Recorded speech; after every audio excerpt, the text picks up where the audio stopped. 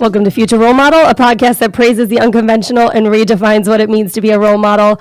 I am your host, Natasha Pearl Hansen, and today I have guest Faysal Lawrence in the house. I am recovering from losing my voice, so excuse me for sounding extra sexy right now. Faysal, how you doing? I'm good. I had dental work on Monday, so this is probably the worst time for us to do a podcast because my tongue's a little swollen. But Your tongue is swollen, and my throat sounds like I'm gargling dicks. No, I've gargled dicks. You don't sound like that. Oh, okay. Is it a different sound? Yeah, a little different. A little bit of a mouthier sound. Yeah, yeah. So Faysal and I don't know, we know each other for a hot minute, but not in the traditional sense. We actually met in a different place than just comedy, and now we've reconnected through, obviously, comedy. Yeah, that's weird. But you have a show that's every Friday at the Laugh Factory, right? Yeah, 9:45 show. It's the all-star comedy show. They asked me if I wanted to change the title, and I was like, no, that brings tourists in, so I'll leave it. Yeah, also they think they're going to see like NBA players or something. Yeah, I'm hoping. It's a bunch of little tourists that are like who are like, where's Kobe?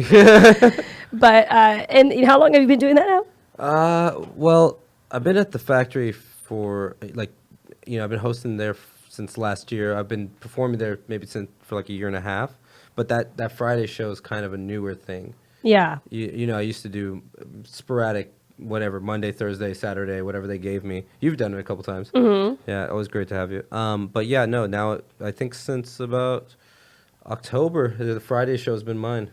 That's so badass. Yeah, I love it. I'm happy with it. Do you feel like the Laugh Factory does get a lot of tourists? Is that why it's so bumping all the time? The Laugh Factory gets a lot of tourists. It's also just like it's a staple. It's like of the three, there's three clubs. Yeah. There's three main clubs in LA. It's the Improv, the Comedy Store, and the Factory. And, they all, all the comics perform at each one. I know Store's kind of like having its moment right now, mainly. Yeah, they kind of go in a cycle. Yeah. I feel like each one has it's kind of like if the comedy clubs in LA were Kardashian kids, like each one has its moment to shine, and then like the other ones are forgotten about for a minute. Yeah, Comedy Store just came out with the lip kit and became a billionaire.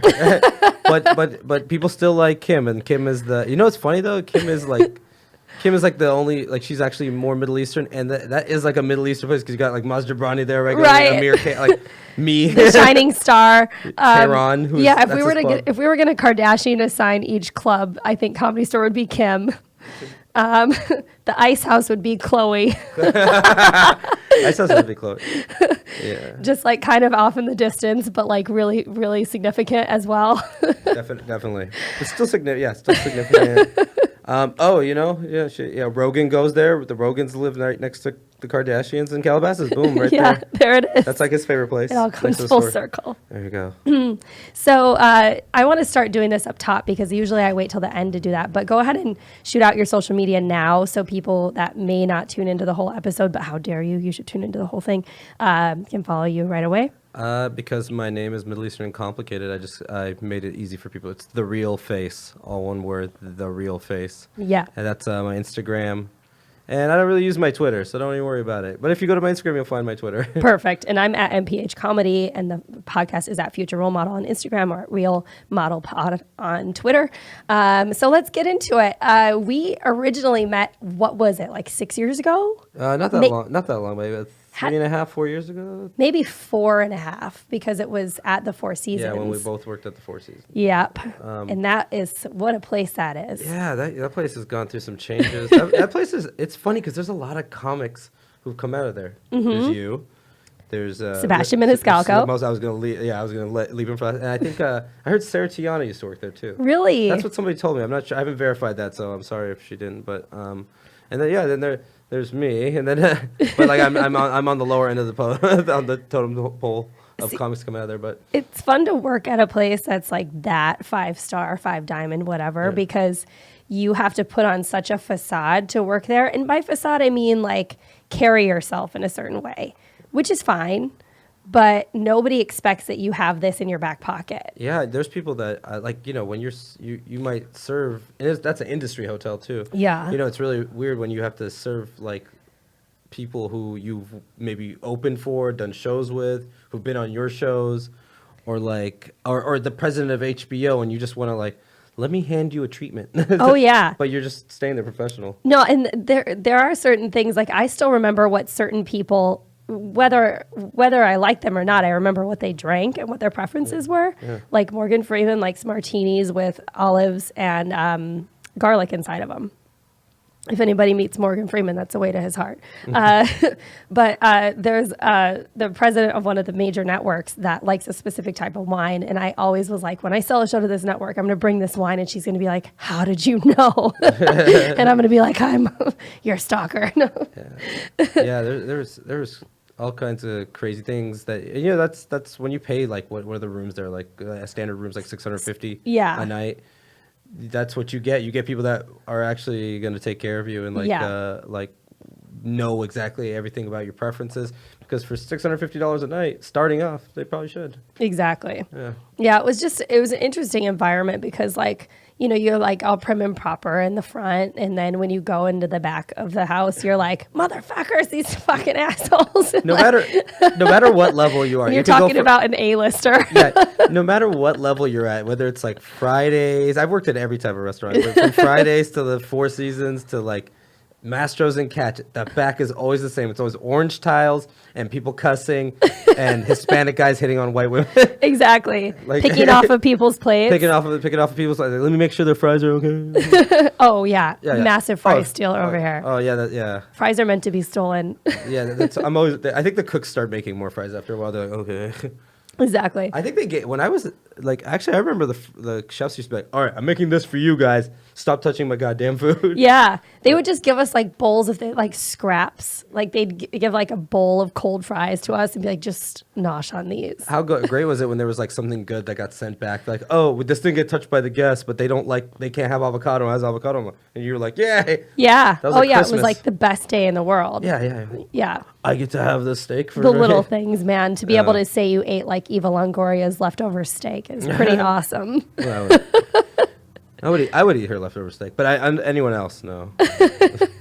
So how long have you been in Los Angeles now? My whole life. You are born and raised here. Yeah, I was born and raised here. Which part of Los Angeles? I was born on the like in West LA area. Well, I was born in Inglewood, but I'm not from Inglewood, but I like to say that. Okay, so LA proper. Yeah, but I really was more. I'm more of a Valley boy. I'm really from Woodland Hills. That's like where I consider my hometown. Okay. My mom and I moved around a lot. I had a lot of time in Hollywood as a kid, because my dad had a business in Hollywood, so I spent a lot of time, like, hanging out there. Well, I didn't see my dad that much, but when I did, it was in the restaurant. Yeah. Because he was like, I don't really want to hang out with this kid, but here you go.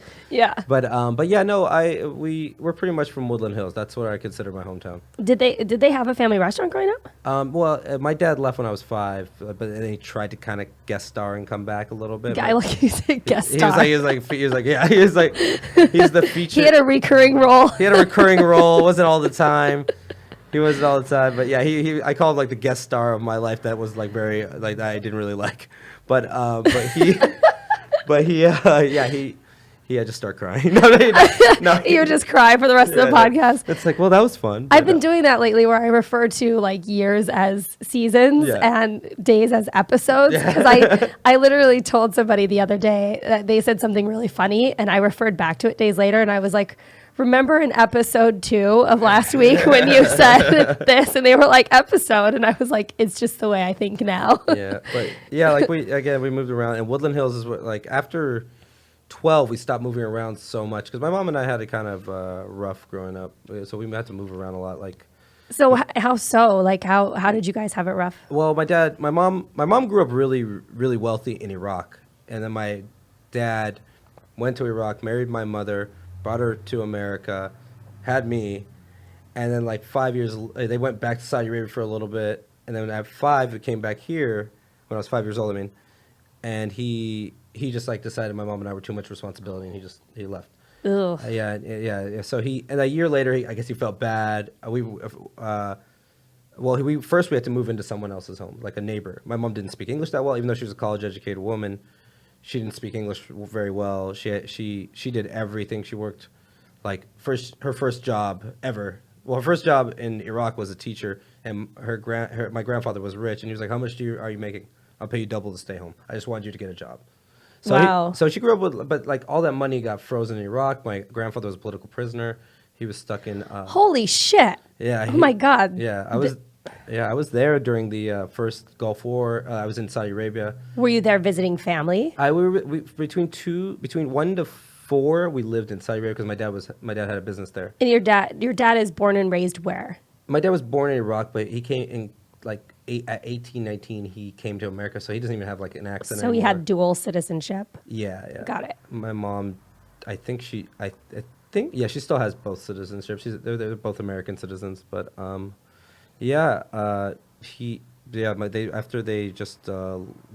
after he left, my mom couldn't go back to Iraq because my whole family got scattered around because they're a family that like opposed Saddam. My grandfather had a newspaper, so my mom and I were like living with other people for a while until she was able to. I think her and I shared a bedroom until from 5 to 9. Wow. Because she had no, that's all she could afford. And then when I got into like 4th grade, or not 9, 8, and then we finally, it was like the best day of our lives when we could just get our own apartment. Yeah. So it was tough growing up, but she never made me feel like I didn't have all the toys wise. I had everything. Clothes wise, I had everything. I just realized I'm like we're not doing as well when I came back home. And I'm like you and I are in the same room. Although she was my best friend, so I didn't really care. Well, kids, I mean, that's the thing. Like, I grew up super poor too, but kids don't know. You don't really know. Yeah. I mean, if your elders are nice to you, you're just like, okay, I'm a kid. I'm just going about life. You don't have to worry about anything. You don't have bills yet. But having a family member who's a prisoner of war? Well, just political prisoner. Political prisoner. He had a newspaper and he opposed Saddam. So doesn't that transmit? Like, doesn't word spread and you can't go back to the country or something like that? That's probably part of it. I mean, to this day, my mom still has property in Iraq. I think she's working on selling it, but it's not super valuable right now. Right. But I think she's just gonna get rid. I think she's deciding just like she has 3 brothers and sisters, and they're all deciding on getting rid of it. But yeah, she grew up really rich, and that money is like pretty much gone, but hopefully I get that Netflix special and we can take care of mom. Exactly. Oh God, it's so funny how like every comic I'm friends with, when we have like long car trips, or I was riding with Lori Douglas to a show last night, and we were talking about that, just how we want to like have something happen so we can take care of our parents. If you ever hear a comic say something like, "Oh, hey, I just wanna get rich and I don't care about anybody," then they're not going to make it. Yeah, well, and also like I feel like nobody says that, and then when they do get rich, then you really see what they had in store. You know what's funny? My favorite thing is when someone's like, "Oh, I never really cared about being rich. I just wanted to be able to pay my bills." And there's some truth to that. I'd love to just get to the point where you could just do the road and have a comfortable life, but there's nobody that like is like, "I don't want to be Tiffany Haddish." Right. I just want to be like this traveling. I don't think it's a negative thing to want to have money. Yeah, we've all struggled a lot in life and had to work like 2nd and 3rd jobs forever. So it's like, who cares if we want money? Almost every comic has a day job. Not a negative thing. It's weird if you're like 18 and you're like, I just want to be loaded. But if you're like 30 and you're like, I'm ready to have some money, that's not bad. I have expensive taste. Yeah, I'm Middle Eastern, of course. Right, of course. I don't need the glittery. Yeah. So is your mom kind of like your role model? Are you guys still really close? Oh, she's like one of my best friends. Cool. She still lives. She lives in town. She's she had me at like 25, so it's not like she was super old. So we kind of bonded. We kind of bonded. You were like the Gilmore Girls, but that Middle Eastern Gilmore Girl. The Middle Eastern Gilmore Girls, but with a boy. Yeah. It was cool because when she was young, we were able to do things. I always make fun of her for being old, but I'm 32 and she's still in her 50s. Yeah. She's 57. That math checks out. Yeah.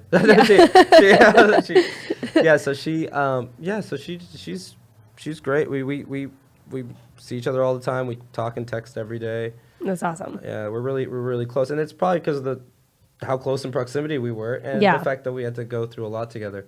Where does she live now? She lives in Woodland Hills. Okay, she's still here. Yeah, I mean, she had she got married again. She has really terrible taste in men. Well, the first time, to be honest, the first time wasn't her choice. It was set up. But the second time she picked someone, he was terrible. He was abusive to her, and his sons were abusive towards me. So, yeah, he ruined her credit, and he took away that nice. We moved from a nice apartment to a house. And then we had to move back into like somebody else's house because he really took advantage of my mom, which Oh, She just has the worst taste in men. yeah. Yeah. I know a lot of people who have that. And maybe Yeah. it's just because men are really good at being charming sometimes. Yeah. My ex was like that. He was terrible. It's funny how you look back on certain chapters of your life, like a book. Like your life is a book. Yeah. And every chapter, like I look at my ex as being like chapter 3, and Right. now I'm in chapter like 47. Is it a book or a series? I don't know, one or the other. They're all the same at this point. It's like the show really took off after season 2. You just, if your life was a show, like when would you have to convince your friend like just let it develop? Would it be like season 2, season 3? Right. Like, after season 3, the characters really know where. Probably they're like season 7. yeah. Mine would Yeah. be yeah. Yeah, mine was cool in the beginning, then it kind of faded off like The Walking Dead, but I think it's coming back. Making a resurgence. Yeah, now it's kind of getting boring. Now it's be just me watching TV and trying to do dick jokes. So when you were a kid in Woodland Hills, Yeah. what were you up to? Like, what was your pastime situation? Well, I always liked sports. I didn't really. I mean, as a kid, I just kind of liked to play tag, and I was really more like the imaginative kids.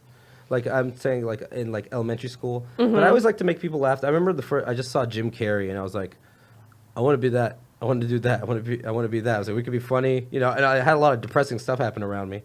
So, and I'm sure like every comic. So you find a way to entertain yourself, especially as an only child. I loved, I loved Tom and Jerry. I would mimic that. I would just kind of like do crazy, funny thing. I'd make everybody laugh. My whole life I've always made people laugh around me. And I just wanted to be a comedic actor when I was a kid. So you knew at a young age? Yeah, I knew at a young age. I didn't pursue that ever for a long time. I mean, I did some play production in high school, some acting in college, and then I have really low self-esteem. So I never really thought I didn't think anyone would cast me. And so I never really pursued it. I was going to be a lawyer. Oh shit! I was on my way I was studying for my LSATs.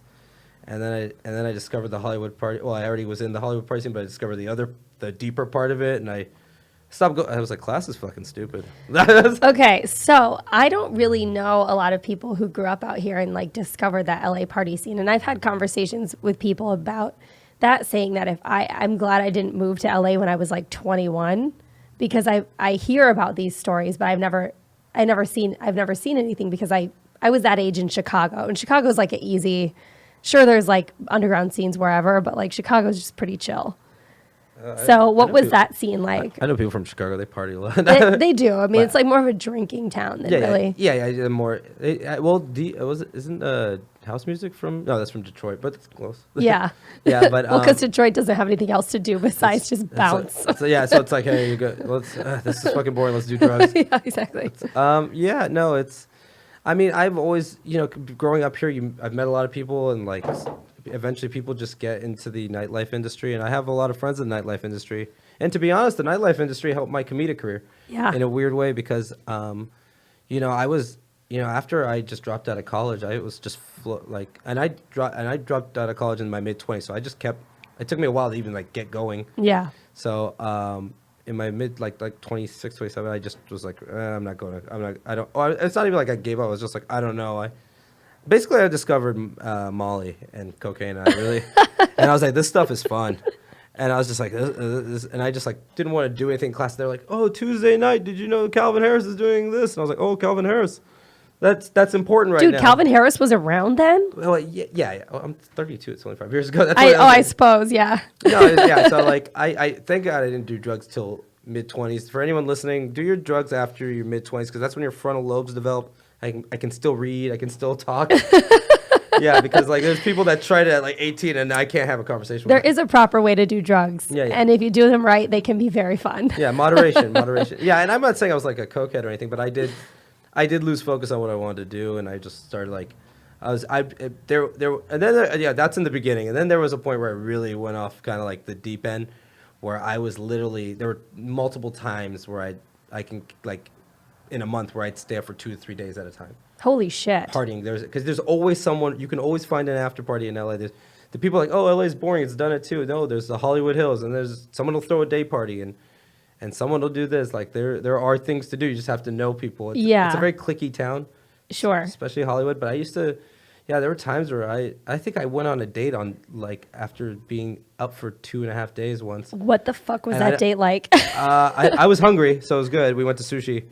That's a strange thing to want to eat after being up on drugs Yeah, for days. Yeah, I gained so much weight. She picked it. That's why I was like, okay. But I like usually people say cocaine makes you skinny. It did not make. It made me fat because you have to eat eventually, and you're not like, oh, just get a salad. You know? Yeah. You're like, I'll get a burger and another burger. Right. Yeah. Because you Yeah. have to like sustain Well, yourself. you're just hungry. You're just and it's like your brain's like fried, so you're not really like thinking. Yeah. I gained like, I think from when I when I really started partying, I think I gained like 30, 40 pounds. I mean, I lost 23 pounds recently, and people are like, you look so good. Congratulations, by the way. Thank you. It was easy. No, I told an audience once, I was like, hey guys, I just lost 23 pounds, and nobody clapped. I'm like, fuck, like, oh, don't worry, it was totally easy.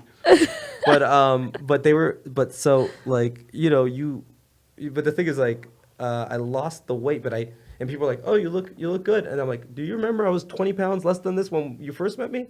Yeah. I was like, I'm still fatter than I was, but that's the trick. Just gain a lot of weight, lose a little bit, and then you look good. That's again. the key to looking good. Yeah, I was just gonna say, like, there's another comic, I can't remember who, but somebody at the Comedy Store that had, I think it's Marcella Arguella. I haven't met him. I think she used to have a joke, something along the lines of, she used to weigh 300 pounds, and then she's just really thin. And so I think it was her that would say it, but whoever it was really funny. It was like getting the audience on your side by saying I used to be fat, and that wasn't true at all. Like she just, like, then they automatically like don't funny. hate you for being skinny.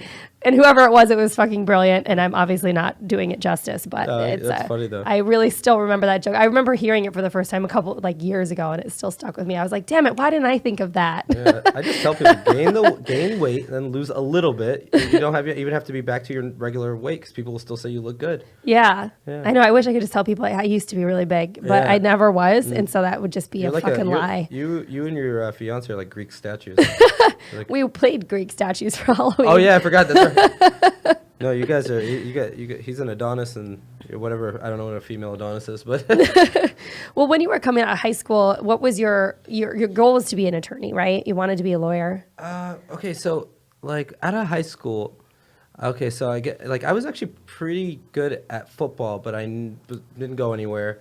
I wasn't really like interested in it. I was like, I'm either gonna. I actually was like, I'm gonna be an attorney. Yeah, I was gonna be an attorney. I really didn't do. I wasn't really good at. I wasn't really good in high school. I literally was a C student. I barely got out of high school because when I went home, I was like, I don't want to do homework. This is my time. I get A's on tests, and that's how I got out of high school. That's funny. I ace tests but so when you're in college, you don't have to do homework. You just have to show up and take a test. You have to sit there and listen, which I was good at, and take a test. So when I got to community college, even though it took me a long time to get through it, I was getting like on the dean's list and stuff because I was doing. You're doing it the way that worked for your brain. Yeah, which says something about how the education system works. That a genius like me slipped through the crack. No. Right. Exactly. No, but I went to like a hookah bar, and I always still wanted to be an actor. I didn't think about comedy. I always loved comedy. I was always a big fan of comedy. I'd like listen to or I'd watch a Dan Cook special and recite it to my friends at school or Chappelle. Mm-hmm. And I always wanted to do it. But then I went to a hookah bar. I don't know. It was the Sphinx. I don't know if you remember them doing a show there. That was a long time ago, maybe. I Maybe don't. Before you got here. But I do know a couple hookah bars in Woodland Hills. This one was area. actually in Sherman Oaks area. But they used to get like Sean and Marlon Wayans to go do it. They used to do. They used to get like I remember Kyle Cease used to do that place when he was still I don't think he does comedy. I think he's just motivational speaking now, right? Yeah, which is good for him. But he was hilarious. They got a lot of big comics to do that place. And it was, and I watched it, and my friends were like, why don't you try? And so that was my first time, but I gave up on comedy multiple times. I never really tried comedy until actively until a couple years ago. Oh, really? I mean, I do it as like a hobby. I do like a 2 bringers a year and say, hey, yeah, I do comedy. Yeah, and there's a lot of people that do that. Yeah, and then a couple of years ago, I had a friend that I'm not gonna say his name because he's someone that would be affected by it. But we used to do cocaine. And we used to do cocaine. And he used to tell me, like, you have the gift, bro. You have the gift. And I was like, I don't know, man. He's like, you need to go back and do it, bro. You need to. He was like that. And then I had like my ex-girlfriend. She was very supportive too, because she's like, well, what are you gonna do? Just wait tables forever? What do you want to do? Right. And there's nothing wrong with that. There's career servers that make. There's career servers that make lawyer money. Like my ex is a career 160 grand a year. Some of these guys. She's a 6-figure gal at Mastro. So, but but that's not what I wanted. It's not. It's not what I want. Mm-hmm. So I went and I really started hitting the mic. Started doing bringers again, and thanks to those two, and I don't know everybody. I think everyone was rooting for me because I was such a party guy. That they were just like, we wanted, like, we know you want to do more, and so I think they came out and helped me get noticed a little faster, just because because I'm good at bringing people to shows. And you've been to my shows. We fill it up pretty well. Yeah, you do a great job. Yeah, and it's because people were rooting for me, and I'm always nice to people. When I'm off cocaine. I don't do drugs anymore. I don't do it. By the way, I quit everything. How long ago did you quit doing drugs? Almost 2 years minus one backslide. Miami's a hell of a place, Miami is a hell of a drug. Yeah, Miami's crazy. It's like one big drug ball. I actually haven't been to Miami, but the stories I hear. The place is on drugs, and all the women are like beautiful. I was with my girlfriend at the time, and it was just like I was like, oh, look at like even she was like, do you see how many women are here? I was like, no, I don't. I'm gonna do this cocaine. Just stare at this plate. I was like, because I can't. If I look up, I'm gonna attack a woman that's not you. I don't know. It's just like energy, and that's one of my favorite cities. But not because of that, but because of the food and alcohol program's amazing. I didn't know how good their food was there. I would not expect that in Miami. Well, Cuban, right? Not the Cuban food. Actually, the Cuban was some of the worst food I had while I was there. Really? Yeah, I'm sure there's good Cuban food, but I went to Versailles. It's overrated.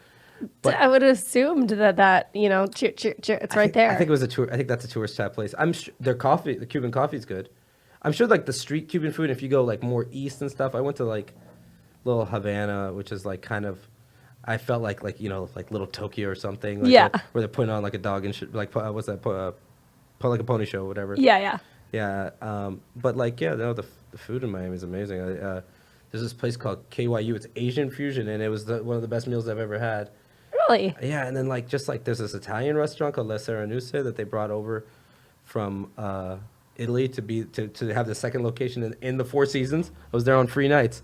You missed those, right? Dude, I never got any. You never used them? Never got any free nights. Oh, that sucks. Oh, they didn't cater to it because I was on call, so I didn't cater to me. Yeah, but you when you were working in the Windows Lounge when they allowed smoking, and you guys used to make like bottle service girl money.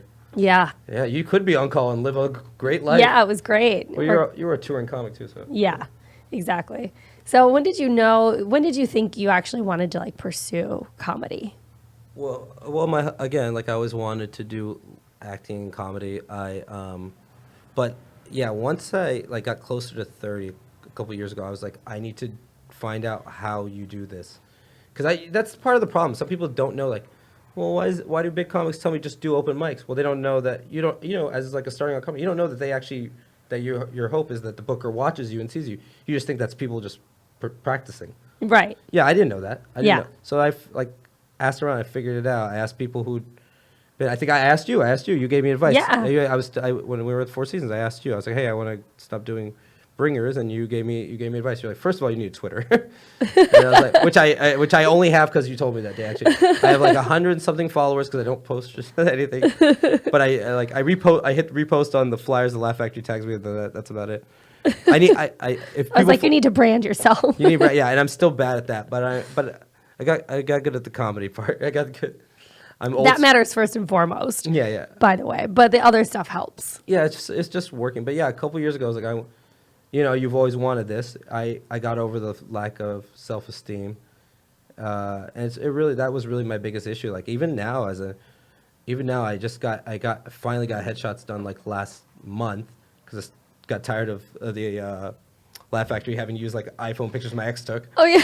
Yeah, they were so bad. I'd always be bringing down the quality of the flyers. Just against like a rail in the back. Yeah, it's like it's a filter with the butterflies. Oh yeah.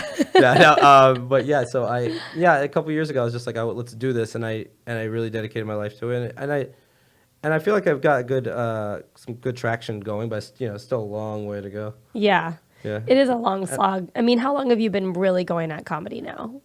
I'd say like 3 years actively. 3 years actively, which okay. is like pretty good to have a weekly show at one of the better clubs. Yeah, absolutely. A weekly at Laugh Factory is huge for that space. I have so much respect for the business and the grind of it, and I just I don't mind blowing anybody to get to get where I need to go.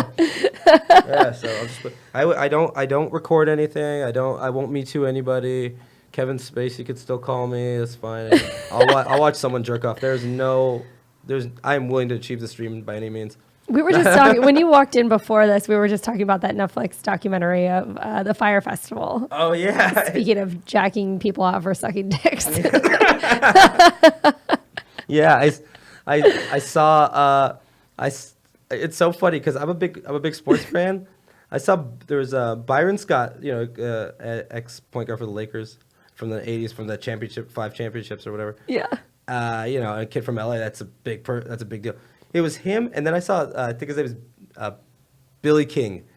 Billy King is the guy and I got more excited about Billy King. That's the guy from the Fire Festival. If anyone hasn't seen it, well, you've probably seen the memes by the time this gets out. He's like the #1 meme right now because he was the guy who said he would, because I guess Customs held the Avion bottles. Yeah. And he was willing to, and he was asked to suck dick to get him. His name's Andy King. Sorry, Andy King. To suck dick to get the things out, to get the Evian unloaded from Customs in the Bahamas. I think he told the story because he didn't actually have to suck the dick. Yeah, because he didn't have. I think, or maybe he changed the ending. I don't know. Yeah. No, but he was like, oh yeah, I was prepared to go down there to the Bahamas. I walked into the office. I was prepared to suck this man's dick. And it's so funny because now it's like such a meme. Like people are like, oh, when you're late on your rent, oh, I was prepared to go down there and suck this guy's dick. It's been all over my like Instagram. One of my friends actually. This poor guy. Yeah, and he was just. I'm just like, dude, he's here in town to coordinate events for the Oscars. Yeah. So this guy's.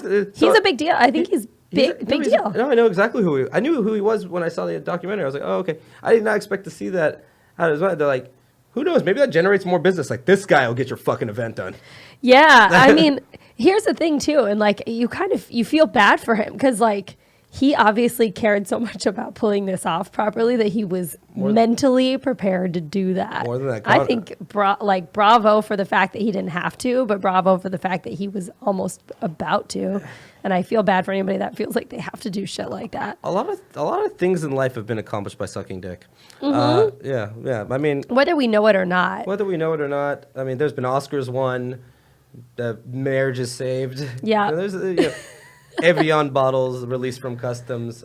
I think he did it. I fucking think he did it. You think he just diverted and said he didn't have to? I mean, I don't know. Maybe he's gay. Maybe some of those Bohemian guys look good. Maybe it's just like exactly. I would if I saw Zac Efron yesterday and I was like, and I'm not gay, but I was like, yeah, I'd blow Zac Efron. Yeah, in the right situation, you'd be like, yeah, I'd do that. Any situation, it's Zac Efron. I was like, you are a beautiful man. He was so nice and happy. I shook his hand for a little bit. He used to come to parlor shows when I'd perform. I performed on a couple shows. I think he used to hang out with Carmichael. Yeah. Oh, yeah. He's when they were in that movie together. Friendly.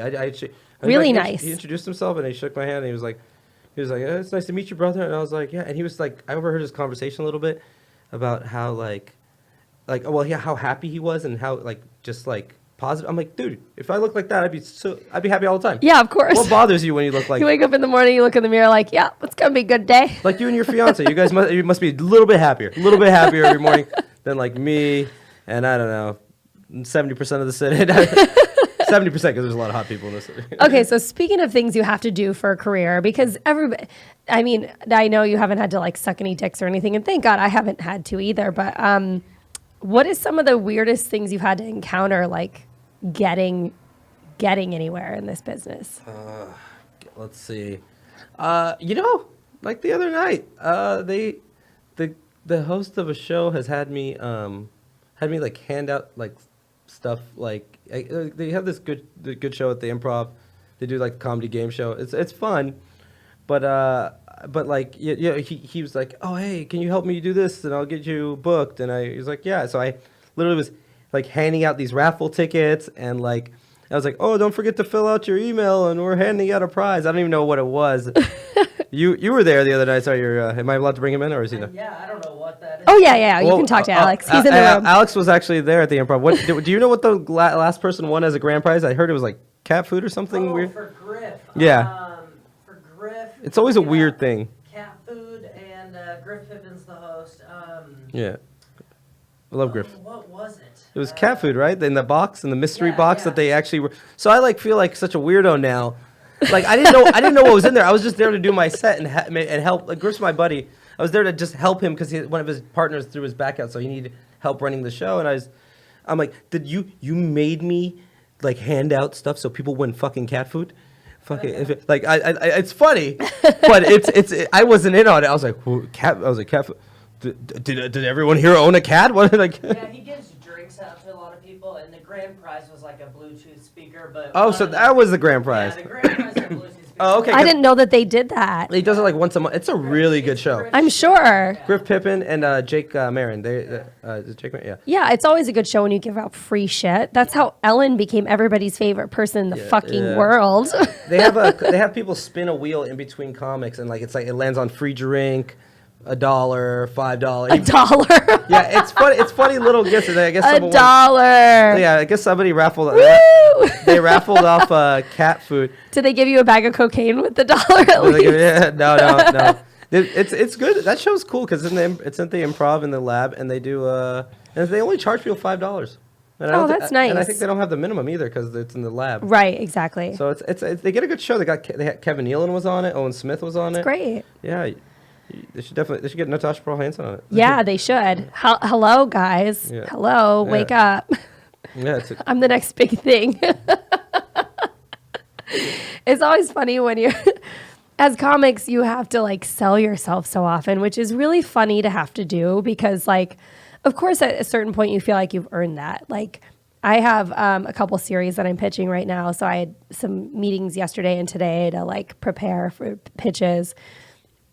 And we're putting together these packages to take to these like networks and production companies. And, you know, you have to like have I basically had to hire somebody to like amp up my press kit because I've made them myself forever. And they were like, we need these to be like pop, pop, pop.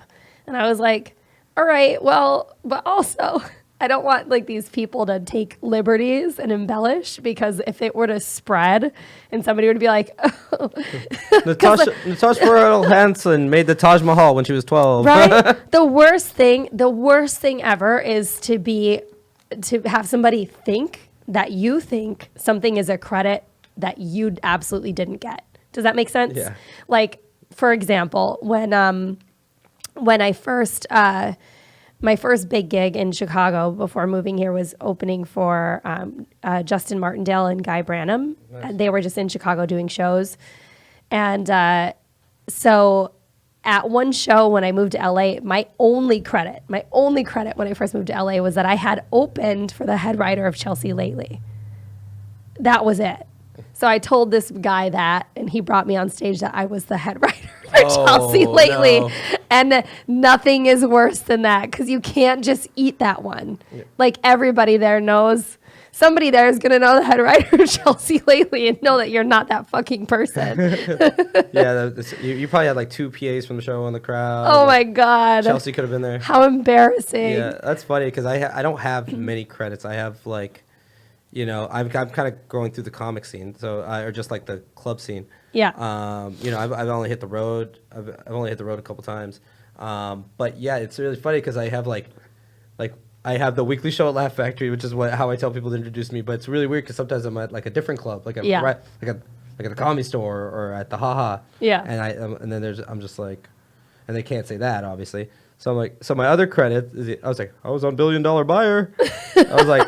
I was in the background of a pilot that they were shooting on Hollywood Boulevard. You know what's funny? Someone came up to me and was like, hey, we saw you on $1 Billion Buyer. You're the guy that said the steak was too tough. I was like, yeah, it was me. It was tough. It was a tough steak. Oh my God. And out of all the stuff that I've done lately, I was in a teeth whitening commercial recently. Oh, they do look pretty white. Oh my God. And I've been it's not really airing on the West Coast or in New York or anything, but in the middle of America, all the way down to Florida, I'm getting texts every day of pictures of me on TV, and they're like, "Oh my God, you're." Oh, my friend, her one of her first big breaks was a Monistat 1 commercial. Oh my God. That was national.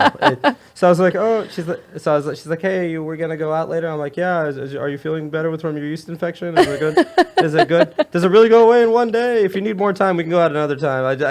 It's been 7 years. I still bother her with that. I love it. Yeah, but I have that, and then I finally realized one I could say in it because with Dr. Ken Jeong. Yeah. Because he had a string where he was practicing his Netflix special at the Laugh Factory. So I was on a couple of those shows when he practiced them. There was one where I hosted it. There was another one where they moved me to just doing a set and help bring people. And Tim Frazier hosted. I was like, I'm all about Tim Frazier. I'm sorry, Frazier Smith hosting. Yeah. Frazier Smith. I love Frazier Smith. First big comic when I moved from the amateur up to the real comics. First one to be nice to me was Frazier Smith. Oh, that's cool. Yeah, he's the coolest guy. But so I was like, oh yeah, I could be like, I opened for Ken Jeong when he was practicing his special, and Dr. Ken was really nice. He gave me his number and stuff after he followed me on the Twitter I don't use and Instagram. He's really one of the nicest human beings I've ever met. And so, I was like, I don't think he'd mind me saying that. Yeah. that I opened for him when he was trying out his special. It was me, Kevin Shea, and Frazier doing doing like small sets and him doing his hour. Yeah, that's cool. It actually comes out next month. I'm excited. Oh, sweet. It's like a tell-all of his life. His wife is more like that. Are you going to be featured on it too? No, because he filmed. We were just warming it up. We were just warming it up with the audience, and then they record that hour for him. But Yeah. they didn't record it. They didn't record it at Laugh Factory. He recorded it at the Ice House because that's like his first place. And I think it's a great room too. I think that was part of it too. I love the main stage of the Ice House. It's so cool in there. It's a great club. It's Rogan's one. He loves Store, but he loves the Comedy Store, and he also loves the Ice House. He still takes a chair for every time he fills a special. He borrows one from the Ice House. That chair is always from the Ice House. Oh, no way. It's like his good luck charm. Oh, I didn't know that. Yeah. That's cool. Yeah. So before we start to wrap up on this, I know that you have a couple Oh, stories of some hard partying or some fuck ups that you've done. I have a lot. We need So another hour. we need to share some of those because those are my favorite thing to incorporate. Okay, let me. I was telling this story today, so I'll tell it again. This one's more funny than it is like, hey, I'm gonna die. Because I've had a lot of those. Hey, I'm having a. I've had a lot of those like, oh, hey, I'm at Coachella and I need to go throw up in the bathroom or I'm gonna die. Yeah. I've had those a couple times, but this one's funny. There was one time when I was like in Vegas. It was my birthday weekend and we rented out like a penthouse and God, you're such a baller. Oh no, you must be from the Middle East or something. I was living at my mom's house still, and that was a good way to spend money. We had it was like a bunch of us. We had like a bunch of friends in like a 3-bedroom penthouse. Some of us flew. We sent 2 people with a lot of drugs, and we called them the mules. Yeah. So we had some people mule. We're like, you poor motherfuckers, bring the drugs. We're flying. So no, we're there. The first night we get a table. We're having fun. I go to this weird after party somewhere. It was this place called the Artisan Hotel. Yeah. And people are just it's like they don't even care. They're just openly doing drugs at the tables at this after hours club. I was like, I like this place. I did Molly, Coke. I probably did some horse tranquilizer. I don't even remember. Oh, dude, those are business, man. Yeah. I hear. I've never done. I have done ketamine. Don't you have to take them in the ass? Oh no. Oh no. Okay. Ketamine's like a powder. That is the horse. Oh, okay. But I'm just joking. I just did coke and Molly. Anyway, I told there was 3 bedrooms. There's 3 bedrooms and 2 living rooms in this penthouse. I told them, give me the small second bedroom. I was a small second living room, because I'm not going to be sleeping much. I could sleep. The couch had to pull out. It had I don't need to be in a bedroom because I'm not going in there that much. I'm taking cat naps. So I was like, wake up, have I think I forced down. I think I ate forced down a sandwich. Had cocaine for breakfast or whatever. My friends wake me up like, hey, remember we're going to Encore Beach Club. Okay. I go to Encore Beach Club. I'm wearing a Hello Kitty tank top, and I'm just having a great time. I meet girls from all around the world. It's the middle of summer. My birthday's in July, so we're having a great time. As I lose everybody, I was like, that used to be my thing. Face gets drunk, he gets high, he just goes away. You don't see him. He'll come back. It's just We just don't know when. Yeah, you're kind of like a boomerang. Yeah, yeah. So I just left. The place is closing. I'm trying to buy another drink because we had a table, but they took when we were done. I was trying to buy a drink. Like, we're not selling any more drinks. This British guy and his wife was like, "Hey, we just accidentally bought too many drinks. You want one?" And I was like, "Yeah." I was like, "I'll take one." I was like, "Yeah." I saw they just poured, so I knew it was fine. He's like, "We bought like 3 instead of 2. You want one?" So like, okay, and I was like, "Hey, I have cocaine. Do you guys do cocaine?" And they're like, "Yes." So we go into a bathroom in the Encore, and I start giving them like bumps in the bathroom. I give it to the girl. She goes into the girls, and then me and the guy do it. I was like, "Let me buy you guys a drink." So we're just like hanging out. But before that, somebody comes up to so I'm pretending to be British, and I'm pretending that I forgot the main part of the story. This tall guy looks exactly like Calvin Harris.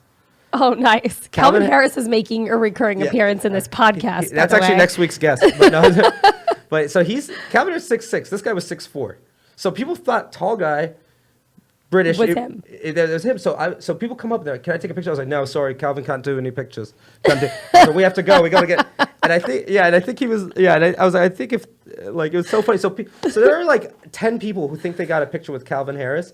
It was a good idea to me when I was high, when I was cooked out drunk. So people were taking pictures of him. Someone's like, "You're my favorite DJ." I was like, "That's your favorite DJ? Because you don't recognize shit. You don't even know that Calvin Harris isn't British. He's actually Scottish, motherfucker." Yep. So people were like, so anyway, so the people take pictures of him, and I go and we start drinking more. I started drinking with this couple, and we became friends.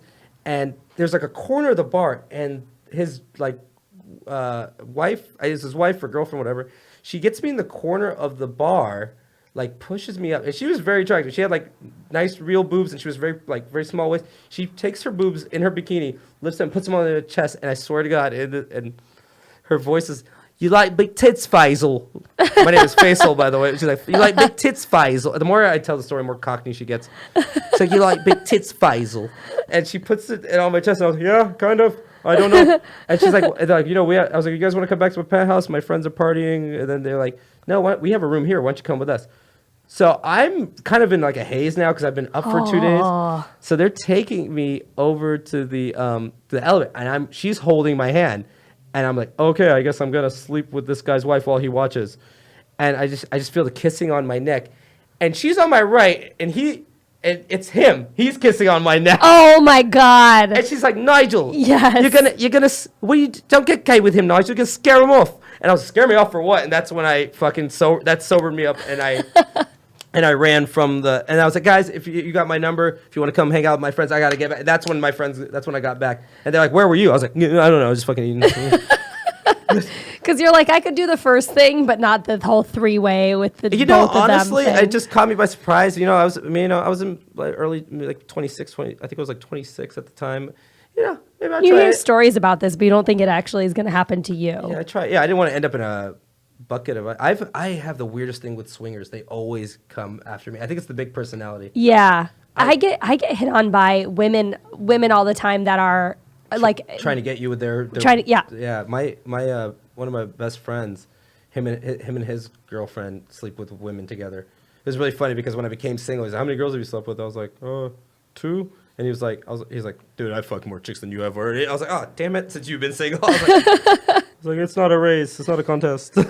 Is that your like craziest kind of story, you think? I think that's my favorite. That's a good one. Yeah, it's just like because if you hear it, people just always like my friends always be like out of nowhere, just like, "You like big tits, Faysal." That's what made it just like. She just smashes them against your chest. Yeah, I was just like, "Yes, I love these. These are great." It was my fault. I was wearing a Hello Kitty tank top. Maybe they thought I did go both ways. Oh yeah, I'm sure they probably thought you were definitely bi. Yeah, I think most people are a little bit bi. Yeah, I mean, it's like I do the Louis C.K. thing where I'm top shelf gay. Yeah. Like, yeah, you want to fuck that guy? No, but would you fuck Brad Pitt? Yeah. 100%. 100%. Yeah. I could go. I went on an accidental date with a woman in Chicago. Oh, that's funny. Yeah, and I didn't know it was a date until I got there, and then I was like, "Oh fuck, this is a date." And I tried to like allow myself to like be interested in dating women like 2 or 3 different times. And then I just realized I don't swing that way. Yeah, I'll try. Like, my motto is I'll try anything twice. because you don't know the first time. But, Yeah. But yeah, you never know. Like 3 times sometimes you got to just, triple check. Yeah. It's 3 strikes, then you're out Exactly. of the closet. But I have had some crazy party days. But yeah, being drunk and high for 3 days and then winding up on a date. That's fucking crazy. Yeah, it's funny because I went from the date, you'd think that, okay, you're done. I went to a club again. Yeah. I went to a club and I was hanging out. I used to know these Saudis that partied in LA. And they were like, oh, you are one of us. You're Saudi. You're not rich like us, but it's okay. We take care of it. We know your family. Because my family is known. Like the last name is known. That's why I go by Faysal Lawrence, just to not embarrass them. So, but that's smart. Yeah, it'll come out eventually. But they had me at their club, and I guess they were doing either GHB was spiked in our drinks, or they were doing GHB, and I didn't realize I took GHB because I took a nap in the club. And the security guards used to see me so much that they were like, "Oh man, first they tapped me, and I just went like this. I turned around like I was fighting with my wife or something. No, and I just turned around. They're just like, all right, just let him sleep. Slept. GHB. If you've never taken too much, when you wake up, you feel great. Yeah. Yeah. I drove to the after party. It was great, but I probably needed sleep after 3 days. So of course. So I drove. It's funny because I drove to an after party, and this DJ named Max Vangeli was there. He's like he's like mid, like he'd be like a guy who had a 30-minute special in the comedy world. Yeah. Like somebody who had like a Comedy Central special a long time ago, but is still like respected. Yeah. But anyway, he was going through his phone. He's like, he was going through his phone. He's like, look at this weird text I got. Because I was at these Saudis like house they rented. And then I was like, and I just started going through his phone. And I was just out of my mind. And he has Paris Hilton's number because she knows all the houses. He's like, are you trying to take Paris Hilton's number? I was like, no. He's like, don't look at my text with Paris Hilton. And I was like, but it was like the second time ever meeting that guy. And he was like, God. I was like, can you text her, just tell her I said hi? He's like, does she know you? I was like, no. I kind of want to go through my phone now and just rename all my friends like famous people's names, so when they pop up on the screen, they can be like, yeah. I always wondered if you have if you're a famous person, don't you want to like give them nicknames so like nobody goes through your Right? No, because I feel like if you're also famous, yes. But if you're not, you want to for sure want to be like, Paris is calling me right now. Yeah, I have Dr. Ken's number, and I put Dr. Ken Jeong. I got his picture from The Hangover. I got our picture together. I put all that Michael Rappaport. I put Michael Rappaport. I have his IMDb link to so when people say, oh, look at this. Oh, actually I throw it on my TV when people are over. Like, oh, look, I'm texting Michael Rappaport. Yeah. he liked my show, so he's like, you got a good crowd. I want to do it. So yeah, I have his number too. Yeah. Name drop. Name drop. Dropping all the names. Dropping all the names. All right. So in closing, what do you have coming up that you're really excited about? Do you any touring? Any? Well, I really like our weekly show. I'm just going to talk about that. I like do. We've had everyone from like Dan Cook, Natasha Pearl Hansen. We've had Dan Cook, Natasha Pearl Hansen. Ken Jeong, Bobby Lee, Michael. Everyone does it. It really is all-star comedy. So every Friday at 9:45. I'm really proud of that show. You should be. Yeah, it's amazing. We get a good crowd, and comics love it. Everyone loves it. I'm in Costa Mesa on the 9th for don't. Oh wait, can't tell you that. Never mind. Yeah, can't do it. Never mind. I'm not in Costa Mesa. I forgot. Not in Costa Mesa. Forgot about that. JK, but this episode will come out this coming Tuesday. Okay. Yeah. So every Friday 9:45, I'm at the factory. And follow him on social media. Tag your social media one more time. Yeah, The Real Face, all one word. If you message me and you're in Hollywood, I'll give you free tickets to my show. It's because his face is real. And you can follow me at NPH Comedy. You can follow the podcast on Instagram at Future Role Model or on Twitter at Role Model Pod. You can follow the Comedy Pop-Up Network at Comedy Pop-Up or at CPU Podcast. Follow all the amazing shows that this network does. They are hustling. They're killing it. We're all one big happy family. Any closing remarks? No, thank you so much for having me. It was fun. This is actually one of the most fun podcasts I've done. Thank you. Oh, my gosh. Yes. All right. See you next Tuesday.